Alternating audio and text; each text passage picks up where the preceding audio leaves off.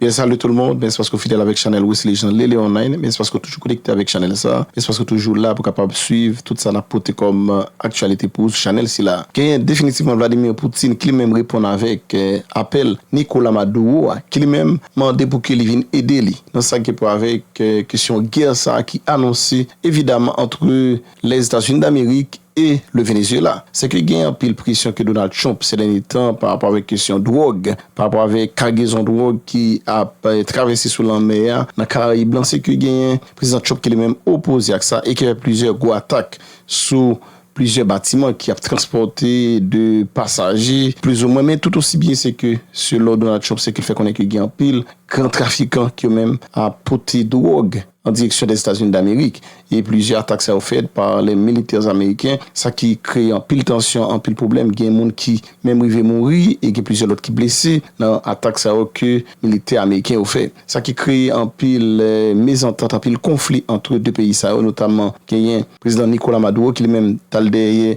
concédé à plusieurs reprises pour chercher un entente avec Donald Trump, président américain. Mais en effet, c'est que jusqu'à présent, le président Donald Trump n'a pas voulu baisser les bras, il n'a pas voulu les gains, c'est que lui jusqu'à présent, voulait rester sur sa guerre avec attaque qu'il voulait faire dans le Venezuela. Et puisque pression vraiment raide pour Maduro par rapport à gens qui l'a organisé avec l'armée vénézuélienne, mais il remarque que qui ont certaines faiblesses par rapport à gens qui ont un pile avion américain et puis de l'autre matériel important américain qui a débarqué dans les Caraïbes blancs, dans les abords, dans les rebords de Venezuela, c'est que lui m'a aide avec Vladimir Poutine, président russien.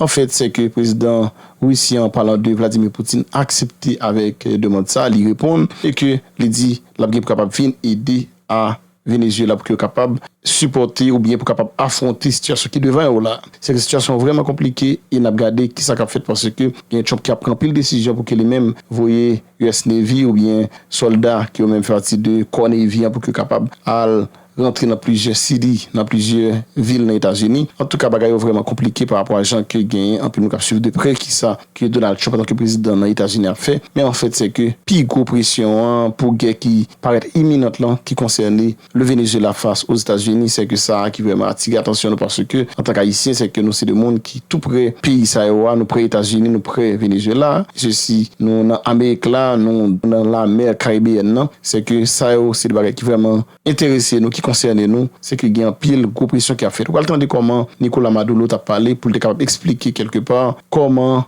et pour quelle raison que les États-Unis n'ont pas attaqué comme ça et qui ça que lui-même lui ouais dans ce sens ça par rapport avec et pour ça ce qu'elle était fait dans l'interview qu'elle était participé. Continuez à liker, commenter puis partager, continuez à abonner avec Channel ça si vous faites ça et puis continuez à suivre nous de très près parce que nous continuons à porter des informations qui sont très importantes pour même sous Channel Wesley Jean Lélé Online. Ils ne peuvent pas dire de Maduro qu'il a des armes de destruction massive. Ils ne peuvent pas dire de moi ce qu'ils ont dit de Saddam Hussein. Impossible. Personne ne les croirait, personne ne les croirait. Du coup, ils sortent des récits dignes de Hollywood, où Maduro est le méchant du film et les bons ce sont eux. Et donc les gentils, ils vont envoyer l'armée. Ainsi les gentils, les blonds, les forts, viennent chercher le latino, le méchant. Mais le peuple, lui, connaît la véritable histoire du film. Il sait que le méchant n'est pas celui qu'ils ont désigné. Le méchant, c'est celui qui a écrit le scénario. C'est lui qui fait le film là-bas. Comme nous l'avons maintes fois démontré, ce sont eux les vrais méchants. Le Venezuela est un pays libre, où il n'existe aucun trafic de drogue. Pas un hectare de plantation de coca. Pas de laboratoire. Et ce qu'ils nous envoient à la frontière, nous le détruisons. C'est notre police et notre armée qui s'en occupent. De même, il n'y a pas un hectare de marijuana. Parce que la marijuana est maintenant produite légalement sur le territoire des États-Unis. C'est une marijuana enrichie.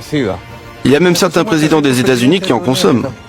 Et toute la consommation de drogue aux États-Unis. Ce sont eux-mêmes qui le reconnaissent, même Obama le reconnaît. Voilà les cartes. Sur les cartes, c'est très clair. Correa, Rafael, je suis habitué à t'appeler président. Et toi, tu m'appelles Nicolas. Et donc je dois te dire, voici les cartes. Ça c'est la cocaïne. Toute la cocaïne est produite en Colombie. Pourquoi? Parce qu'en 40 ans de pouvoir oligarchique, l'oligarchie s'est perpétuée pour devenir une oligarchie de narcotrafiquants. Avec 7 bases militaires américaines. 8 bases militaires. 8 bases militaires. Le plan Colombier. Ils ont mis plus de 100 milliards de dollars. La cocaïne. La Colombie possédait plus d'hélicoptères de combat que de pilotes. Oui. Pour le plan Colombie. Autrefois, la cocaïne sortait par les ports du Pacifique colombien. À présent, 70% de la cocaïne produite en Colombie sort par les ports de l'Équateur. Voilà les données. 87% de la cocaïne produite en Colombie sort par le Pacifique. 8% passe par le nord, la Guajira colombienne. Et ce sont seulement 5% qui tentent de passer par le Venezuela. De ces 5%, je crois que ça représente plus de 100 tonnes. Nous parvenons à en saisir et en détruire plus de 70%. Ce sont les chiffres officiels de l'Organisation des Nations Unies pour la lutte contre le trafic de drogue. D'accord? Sinon, il y a les données de l'Organisation mondiale des douanes.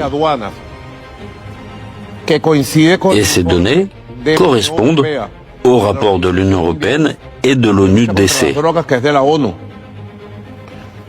Là, c'est très facile. Regarde. Tous disent que ce sont les routes de la drogue. Ça, c'est officiel. Ce ne sont pas les rapports du Venezuela. Ce sont les rapports de l'Union européenne et de l'Organisation mondiale des douanes.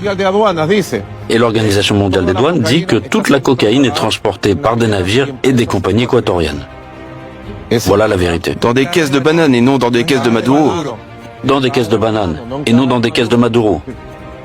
Ils cherchent beaucoup de choses. Et d'abord le pétrole. Le trafic de drogue n'a rien à voir là-dedans. C'est le pétrole. C'est le gaz. Le Venezuela a la plus grande réserve de pétrole du monde. Réserve qui augmente du fait des nouvelles techniques d'extraction. Nous avons la 4e réserve de gaz dans les Caraïbes où ces gens ont, comme par hasard, envoyé leur flotte. Et le Venezuela a ce qui pourrait être la première réserve d'or au monde. Mais ce n'est pas tout. 30 millions d'hectares de terres arables. De l'eau, nous avons un aquifère gigantesque. Nous avons l'Orénoque. Au sud et au nord de l'Orénoque, qui traverse toute la partie sud du pays, nous avons de l'eau potable à profusion. Le Venezuela occupe une position géographique fondamentale. Il est au nord de l'Amérique du Sud et regarde vers l'Amérique centrale. Mais nous avons une autre richesse. Nous avons le bolivarisme. Le projet bolivarien et le chavisme. Il s'agit d'un projet d'indépendance de toute notre grande patrie. C'est un projet républicain et profondément démocratique. C'est le socialisme de notre siècle. Notre socialisme. Ce n'est pas le socialisme du passé, tel qu'on l'a connu. C'est le socialisme démocratique, libertaire. C'est le socialisme de la diversité culturelle. C'est ce qu'ils tentent avec leur narratif hollywoodien de salir. Ils veulent ternir la République bolivarienne du Venezuela, ses dirigeants et son président. Et ce faisant, ils tentent une opération pour nous agresser. Et donc, nous avons au large de nos côtes, dans les Caraïbes, 8 bateaux de guerre, du jamais vu. Pour mémoire, il faut remonter à la crise de 62, lorsqu'ils ont imposé le blocus de Cuba. 8 bateaux de guerre. 1200 missiles qui pointent sur nos têtes. Un sous-marin nucléaire. Et maintenant, il parle de Porto Rico, où se serait rendu le chef du Pentagone. La gouverneure de Porto Rico a déclaré que Porto Rico servirait de base pour une opération militaire contre le Venezuela. Elle l'a dit. La gouverneure de Porto Rico soutient une éventuelle opération militaire. Eh bien voilà, ce que je lui réponds moi à la gouverneure de Porto Rico. Si vous dites que vous voulez envahir le Venezuela, passez devant. Vous m'entendez? Débarquez avec le premier bateau. Ici, les femmes vénézuéliennes vont vous recevoir. Vous m'entendez? Car je sais, moi, que le peuple de Porto Rico s'opposera à ce que Porto Rico soit transformé en base militaire pour agresser ses frères d'Amérique du Sud et des Caraïbes. Qu'est-ce qu'ils cherchent? Ils cherchent à mettre en avant par l'intimidation militaire. C'est l'extrême droite, les intérêts de l'Empire. Car au niveau national, nous les avons mis en échec sur tous les plans. Les groupes d'extrême droite qui représentaient au Venezuela les positions les plus rétrogrades, les moins patriotiques, les plus colonialistes de l'Empire américain ont disparu chez nous. Au Venezuela, ce qui prévaut aujourd'hui, c'est la coexistence, la tolérance, la participation. Plusieurs élections se sont tenues. Toutes se sont déroulées, sans problème. Extraordinaire d'Amérique latine que fut le commandant Hugo Chavez. Je me rappelle les critiques de la presse et les tentatives de détruire sa réputation. Je me souviens quand il s'est rendu en Équateur. Lorsque nous sortions dans la rue, il nous était impossible de marcher, tant la foule était nombreuse. C'est de l'amour, oui. Pour nous saluer. Même chose avec Fidel. Parlons donc un peu de la situation actuelle. Tu as dit au sujet d'Obama, prix Nobel de la paix, qu'on le lui avait donné alors qu'il ne l'avait pas encore mérité. Et même qu'il ne l'avait jamais mérité du fait des déstabilisations de gouvernement, des guerres, des interventions, et en 2015, du décret désignant le Venezuela comme une menace pour la sécurité nationale des États-Unis. Et c'est là que ça commence. Ça a même commencé en 2013, mais rien encore de bien concret. Mais là, ils ont commencé à appliquer des sanctions au Venezuela. Et aujourd'hui, on a une flotte avec même un sous-marin nucléaire au large du Venezuela pour lutter contre le trafic de drogue. Car le président, vous donc, êtes à la tête du cartel de Los Soles et du trafic. Qu'est-ce qu'ils cherchent? Quel est leur objectif?